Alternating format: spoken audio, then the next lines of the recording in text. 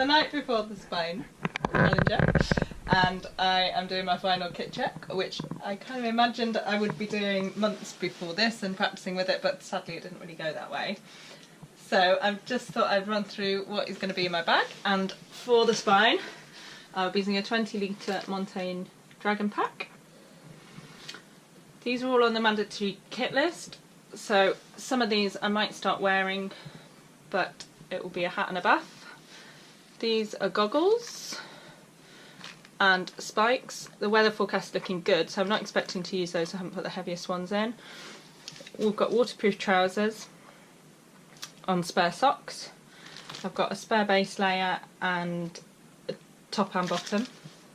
These are my gloves. I will probably start having these quite handy, if not wearing them, which are the waterproof Vortex gloves. And I've got some thicker ones, and I've got some waterproof mitts, which will also have spare gloves in my drop bag in Hebden. But that's all I need to carry for the first leg. I'll be wearing my Montane spine jacket, and this isn't on the kit list, but I will be taking the fireball, which will be my spare layer if I start getting really cold. This is moving on to my bivvy bag, which you either have to carry a bivvy bag or a tent. I've got a mat to sleep on and a sleeping bag, which is the largest bit of kit. We need to take a lighter, an emergency fall blanket, and a first aid kit, which has got various tablets, dressings, plasters in. I've actually got another head torch on charge, but I'll be taking the Petzl Now head torch with a spare battery, map and compass, and a GPS, which I must admit that isn't something I normally use, but it's on the kit list. We have to take a knife. I've got a stove, got a pan and some gas, got a spoon, I've got mountain fuel to put in my water. You only need the capacity for 2 litres, so I'll take those, and I will also have a 4th bottle which will have some mountain fuel in.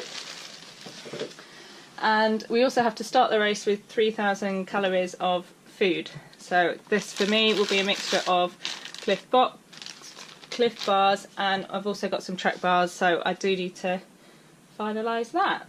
I've got a phone, and I think that's pretty much everything. We did put it all in the bag earlier when I went to registration, and I think the bag is probably going to weigh something just under 4 kilograms. So that's good, happy with that. It's 10 to 9 the night before the race, and what I'm doing now is packing up my drop bag, which is going to be at Hebden Bridge. So this is 45-50 miles in, and it is my one chance to get a bag with whatever I want in it. So that's what I'm packing up. For me it's a balance of having enough food and clothes that I've got a choice of what I want, because I'm not actually sure how hungry, tired, cold I'm going to be. So it's having that balance, but not just putting everything in and then being tempted to faff and waste a lot of time at the checkpoint. So I'm dividing it up. I've got a bag of clothes here, which has got some of the fleecy Cordillera tights in. It's got a really thick, warm base layer. I'm also going to put another thick layer in, and I've got spare gloves, which I'm going to be carrying spare gloves, but this is in case those gloves get wet, I can just have a change. And yeah, so not too much kit, but I think enough to keep me going. I'm also going to put in my poles. I really haven't decided about my poles. I think if I'm really, really tired or my legs are hurting at Hebden, I'll probably put them in my bag. I can't imagine me using them from Hebden, but I just know that if I'm struggling at the end, I probably would have wished that I'd had those. And everything else is really just food and drink. I've got a couple of more interesting drinks. All I'm going to be drinking on when I'm running is blackcurrant mountain fuel or water, so I've just got a bit of choice there. My main meal when I get to Hebden is tomato and pasta, I've used that on races before and I know that I've been able to eat that. I've got some, it's all vegan because I'm vegan, so we've got some vegan custard, some fruit and some strawberry soya milk. I've got the kids' party bag, which is some Skittles, party rings, these are Starburst, some vegan sweets, laces, and I've got some, these are vegan sausage rolls because I do want to get a bit more savoury selection. And in here I've got some vegan croissants, pain au chocolat, and I've got some Marmite sandwiches. And then the other thing that I've got, oh sorry, and I've got some almonds as well. And then what I've got here is a bag of food which I'm expecting to take out for the second half of the race, which are my Cliff Bars, Cliff Blocks and my Trek as well, and some more mountain fuel to put in a bottle. So that's kind of it. It feels like there's a lot here, but I keep thinking, well, I'm not going to eat it all. It's just whatever I decide that I fancy and can stomach. Oh, I forgot about the wet wipes on my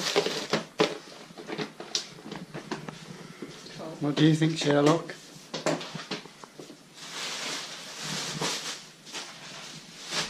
And today I'm feeling okay. I think I probably got as much sleep as I expected to.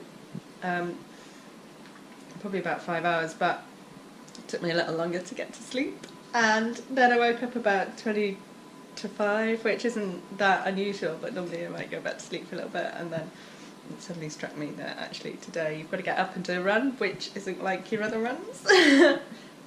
So we've had breakfast. Breakfast pre-race for me was a vegan sausage sandwich. So I've had that.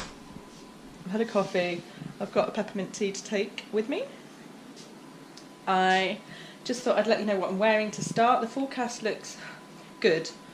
I think we're going to get fog is going to be the main problem, rather than it looks fairly dry and a really nice tailwind, which I appreciate. And it's just the temperature really that I wasn't sure whether it was how cold it was gonna feel.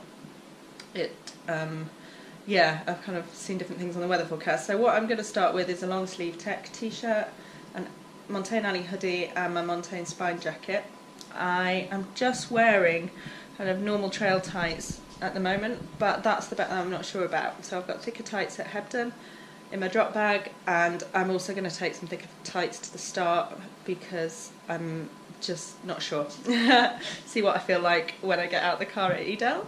And I am also going to have my Farty Speeds, and these are Hoka, and I'm going to have my Montale Trail Gaiters, and I'm going to have my Rooster neoprene waterproof socks because they've been really good in my recce's, and although it's not really going to be super wet from the ground, from above, it's going to be wet on the ground. I think the only other thing perhaps that I haven't mentioned was that water's heavy. We have to carry the capacity to have 2 litres of water, which is way more than I'd normally carry. So on recce's, particularly when it was really cold, I was probably only needing like 500 ml of water for a short recce, like 20 or so miles, maybe a litre of water. So what I've decided to do, just to really think about weight, is I am going to have 500 ml of mountain fuel, and I've got more mountain fuel packets, and that's going to be in my front pocket. And then I'm going to steal Marcus Scotney and maybe Joe Faulkner's little trick of I'm taking a plastic cup, and I'm going to hook it, it's got a little gap in it. I'm going to hook it onto my pack, see where that's most comfortable, and then the idea with this is I can just easily drink from streams, which is how I'd be filling up my water anyway. I don't use any kind of purification tablets or anything like that. I just drink from streams and try and pick the cleaner ones. And so I think there's also going to be water on the checkpoint, kind of a few of the road crossings. I think there was about 4 that they mentioned in the briefing. So yeah, that's the plan, and I'm hoping that that's going to be enough. But if I find that that's not working for me, then I've